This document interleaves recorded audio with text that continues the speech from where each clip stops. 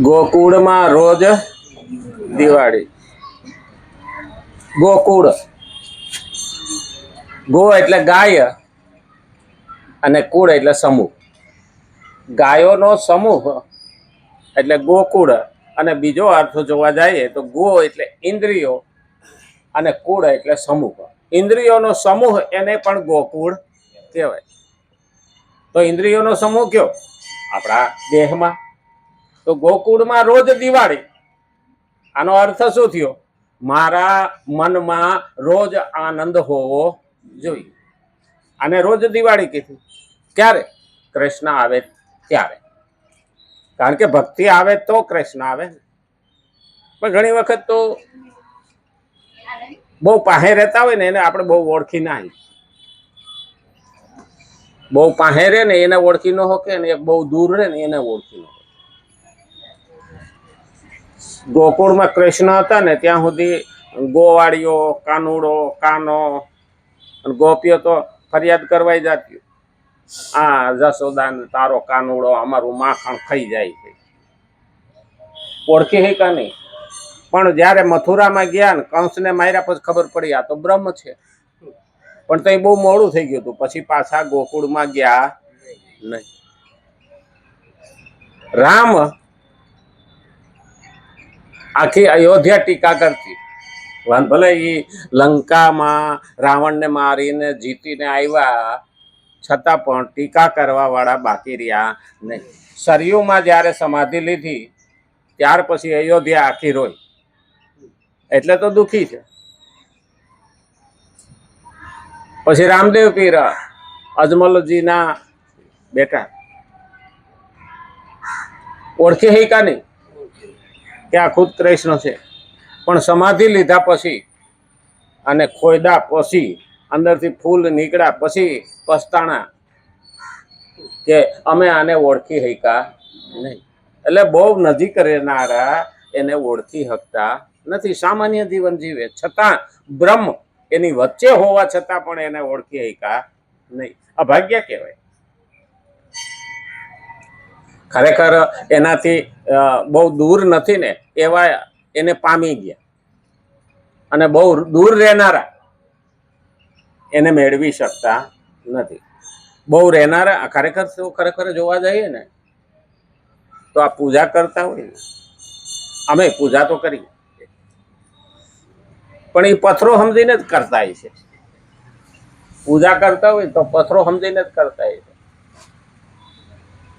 પેલી હાહુ 35 વર્ષથી મંદિરે જતા ને એટલે વહુએ કીધું, વહુને કીધું બેટા હાલ કે દર્શન કરવા જાય. 2-3 વાર વહુ આવી, 2-3 વાર વહુ ભેગી ગઈ. પછી કે હવે ન થાવ. અરે હાલ નહીં કે મંદિરે, હાહુમાં ખીજાણા. હાલ નહીં કે તો માન ન થવું. કેમ ન થવું?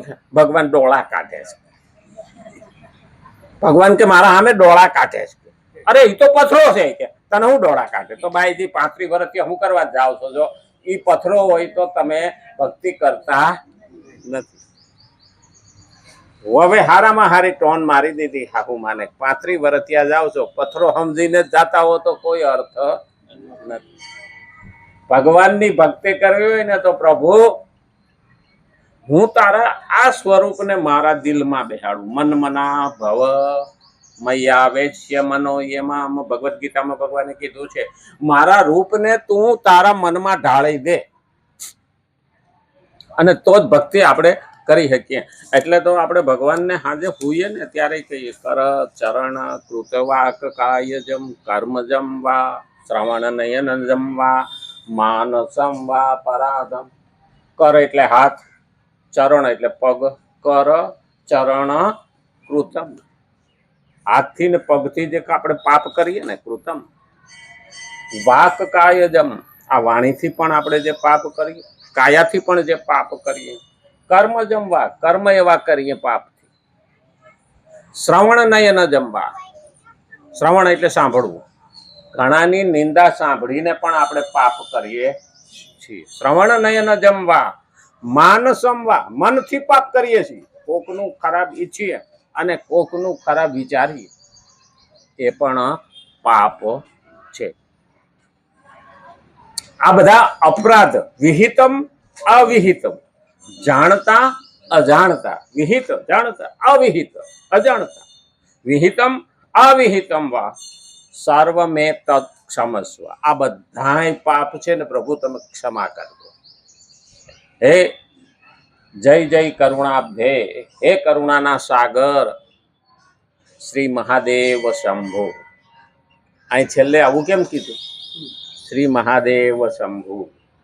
કારણ કે સંહારનું કામ કોનું છે? શિવનું છે. એટલે હે મહાદેવ, હે શંભુ, તમે અમને ક્ષમા કરો. નહીતર આપણે તો કૃષ્ણાય વાસુદેવાય હરયે પરમાત્માને પ્રણત ક્લેશનાશાય ગોવિંદાય નમો નમઃ. આપણે પહેલો શ્લોક તો એ જ બોલીએ છીએ, પણ આપણે એને કહીએ છીએ, પણ આપણે એવું અંદર માનતા નથી. ત્વમેવ માતા ચ પિતા ત્વમેવ, ત્વમેવ બંધુ ચ સખા ત્વમેવ. મિત્ર તમે જ છો, તમે જ મા બાપ છો. ત્વમેવ વિદ્યા દ્રવિડમ ત્વમેવ, વિદ્યા પણ તમે જ છો. તમારા વિનાની વિદ્યા નકામી છે. દ્રવિડમ ત્વમેવ, દ્રવિડ એટલે ધન, રૂપિયા, લક્ષ્મી. દ્રવિડ ત્વમેવ, ત્વમેવ સર્વમ મમ દેવ દેવ, તમે જ સર્વસ્વ મારા દેવ ના દેવો છો. ખરેખર આપણે આ બધું સ્વભાવમાં ઉતારવું પડે. એટલે તો ગઈકાલે આપણે સ્વભાવ ઉપર જ ચાલતું હતું ને. શ્રીમદ ભગવદ્ ગીતા 3જો અધ્યાય અને 33મો શ્લોક જોઈ. ખરેખર એક એક શબ્દ ભગવાને એટલો ભારે કીધો ને. એટલે એક જ વિષય ઉપર આપણે ચર્ચા કરીએ છીએ ને, એટલે એક દિવસની આપણી કથા પૂરી થઈ જાય. નિગ્રહ કેમ કરીષ્યતિ, જેમનો સ્વભાવ મહાશુદ્ધ તેમજ શ્રેષ્ઠ છે, તેમની ક્રિયાઓ પણ પોતાની પ્રકૃતિ અનુસાર થયા કરે છે. જેમનો સ્વભાવ મહાશુદ્ધ છે. હવે મહાશુદ્ધ કોઈ જેવો તેવો આપતો નથી સર્ટિફિકેટ. ભગવાન કહે છે તારો સ્વભાવ મહાશુદ્ધ હોવો. ભગવાન ક્યારે કહે? જ્યારે સ્વભાવ શુદ્ધ લાગે ત્યારે જ કે. એ વિના તો ભગવાન આવતો નથી. જેનામાં શંકા આવે છે ને ત્યાં ઈશ્વર રહેતો નથી, શ્રદ્ધા રહેતી નથી. શ્રદ્ધા ના રહે તો ઈશ્વર ના રહે. વિશ્વાસ અને પ્રેમ આ બે પંખીડા એવા છે, એક ઉડી જાય ને તો ભેગું બીજું ઉડી જાય, એક ઉડી જાય તો બીજું રહેતું નથી. એટલે અહીં કીધું જેમનો સ્વભાવ મહાશુદ્ધ, ખાલી શુદ્ધ નથી કીધું, મહાશુદ્ધ. એટલે તો આપણે ત્યાં કહેવત છે ને, હાથ ગઈને ગાળીને પાણી પીવાનું. આ ગઈને ગાળીને પાણી પીવાનું હતું ને ત્યાં સુધી સારું હતું. હવે આજે પેલા જગના પાણી આવ્યા ને, જગમાં બે અરથ થાય. એક પાણીનો ભરવાનો જગ ને એક આખું જગત એ જગ. આ જગના પાણી આવ્યા ને એમાં ડખો થયો. પ્લાસ્ટિકની બોટલો, આ બાટલીઓનું પાણી પી પીને બાટલીઓ જેવા થઈ ગયા. ઉનાળામાં ભેગી થઈ જાય ને કડકડ બોલે. આપણે એવા જ થઈ ગયા. તો પેલા માટલાનું પાણી પીતા, હવે ફ્રીજના પાણી પીવા માંડ્યા. જે કુદરતી ઠંડુ થાય અને કૃત્રિમ રીતે ઠંડુ થાય એમાં ફરક છે. આર્ટિફિશિયલ. આપણો ઓરિજિનલ ચહેરો હોય અને એના ઉપર મોઢે ચડાવેલો ઢોળ હોય, એમાં ફરક છે કે નહીં? આપણે ભવાઈ જોવા જતા તો અહીંયા રાતે આપણને કેવો લાગે રૂપાળો, સવારે જોયો હોય તો કાળો ભક. કુદરત, નેચરલ. પેલા એવું એ જોવા આવતા ને તો એવો, હા, છોકરાને જોવા આવે ને ત્યાં દોડ આવીને ફોન આવી જતા ને ઓલા ડબલા કોકને ત્યાંથી માગી આવીને રાખે. પછી વાગવાનો ન હોય, પડદા પડદા લાગી જાય. ન હોય તો બીજા ત્યાંથી માગી આવે, ચાદરું માગી આવે. હા, છોકરી વાળા જોવા આવે ને. ખરેખર ઓરિજિનલ ચહેરો, અસલ ચહેરો જે છે ને એ ભગવાન ઓળખે છે. અંદરનો અસલ ચહેરો ભગવાન તો જાણે જ છે, નહીતર તો એને ખબર છે હાવ જુદો, ભાવ જુદો અને અંદરથી હાવ જુદો. આનો ભગવાન ભરોહો કરતા નથી. એટલે કીધું છે મહાશુદ્ધ સ્વભાવ, મહાશુદ્ધ હોવો જોઈએ સ્વભાવ. સ્વ એટલે આત્મા અને ભાવ એટલે પ્રેમ. જેના આત્માની અંદર શુદ્ધ ભાવ છે ને એનો સ્વભાવ સારો કહેવાય. સ્વભાવ આપણે કહીએ ને, ગઈકાલે સ્વભાવ ઉપર હતું કે ભાઈ કેવી કેવી રીતે આપણો સ્વભાવ બને છે. તેમની ક્રિયાઓ પણ પોતાની પ્રકૃતિ અનુસાર જ થયા કરે છે. અહીંયા પ્રકૃતિનો શબ્દ પણ સ્વભાવ સમજવો. પ્રકૃતિ અનુસાર જ થાય એટલે સ્વભાવ અનુસાર થાય, એ વિના થતું નથી. તો ઘણી વખત કહું ને કે પ્રકૃતિ એટલે 3 પ્રકારનો સ્વભાવ હોય. કોઈનો સત્વગુણી હોય, કોઈનો રજોગુણી હોય અને કોઈનો તમોગુણી હોય. તમોગુણી હોય ને તો ત્યાં હું ડાયટું છે મંદિરે, હા, અને ત્યાં જઈને સમય બગાડવો એટલે સમજી લેવાનું તમોગુણી. એના વાણીની અંદર ઓળખાઈ આવે, બોલે એટલે ખબર પડે. કોયલ અને કાગ એ તો વાને વર્તારો નહીં, જીભલરીએ જવાબ સાચું ભણે સોરઠિયો. કોયલ અને કાગડો કર ભલે રંગે રૂપે એક છે પણ બોલે એટલે ખબર પડે. આ તમોગુણી. રજોગુણી કે મને ત્યાં મંદિર આવું ખરો પણ શું મળે, એટલે રજોગુણી કાયમ ફાયદો જ ગોતતો. અને સત્વગુણી કે મને કાંઈ મળે કે ન મળે ભગવાન તું જાણે કે ન જાણે, મારા વ્રત પ્રમાણે મારે તારે ત્યાં રોજ ટાઈમે આવવાનું છે. આ સત્વગુણી.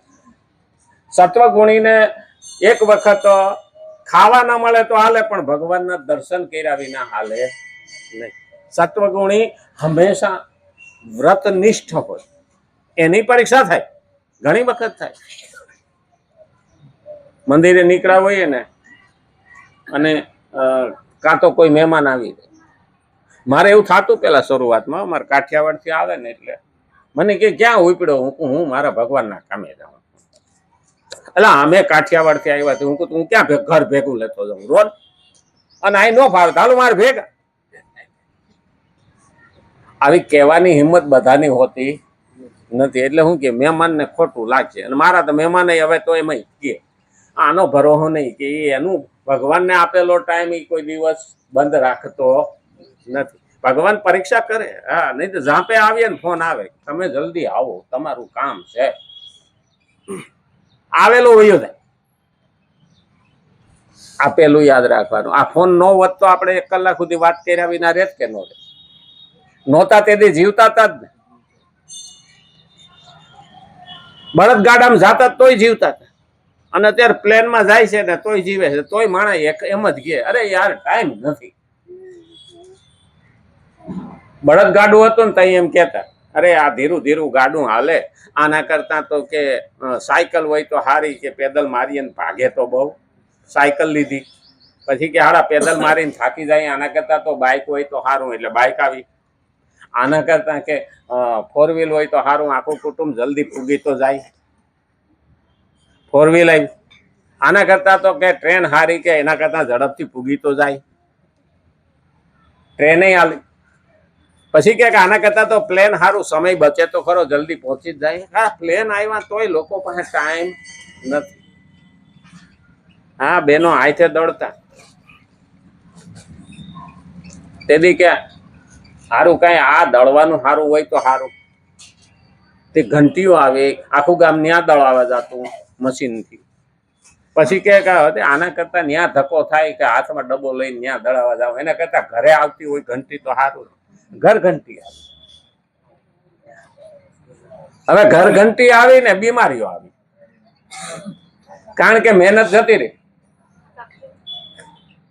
પુરુષમાં 4 વ્હીલ ઉપર આવ્યો ને એટલે આરામ થઈ ગયો, ઝડપથી જાય ખરો પણ મહેનત મટી ગઈ. મહેનત મટે ને એટલે યાદ રાખવાનું પેટ વધે.